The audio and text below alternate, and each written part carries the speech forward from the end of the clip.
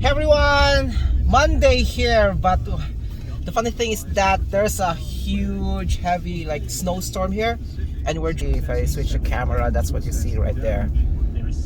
Very heavy snow, few cars driving because we got stuck actually earlier while we tried to exit our driveway at the condo. Luckily there were two guys that helped us, so yeah. And the reason why we're out here in the road is we need to help a friend that got stuck in the subway.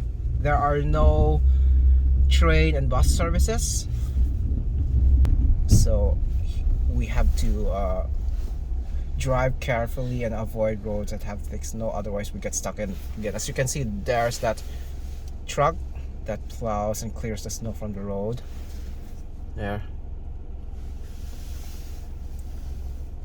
So we're here now at Lawrence. We're gonna turn left at Don Mills Road. As you can see, we have to be careful because there's still parts of the road that have thick snow. Don't get stuck. Hold on. I don't want to get stuck. Oh my God. See, it's clear. Pati dito sa Don Mills? Shelter bus. Shelter bus light. Where? Shelter bus? Let's go. Ayun na yun. Siguro yung mga hindi makaano, wala mapuntahan. Ang hirap mo. Oo. Up. Oh The my thing is gosh. down. We have to be careful. I mean, this is okay. No ice. So, Oh my God. yep.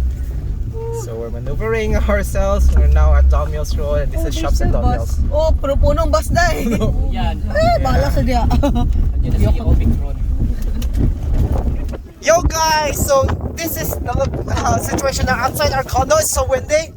Snowstorm is still in effect, and there's a thick pile of snow behind us, and we're just taking photos and having fun. You say this one? Can you, Valentino? Can you hold the camera? Just hold the camera, and hold the camera. It's recording. Muna. Sorry. Eliza. Yeah, hold the camera. It's recording.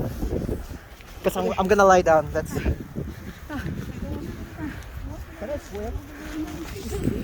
Yeah. Let's try. Dive ko ya. Dili ka. Kasi ko ya. Photo.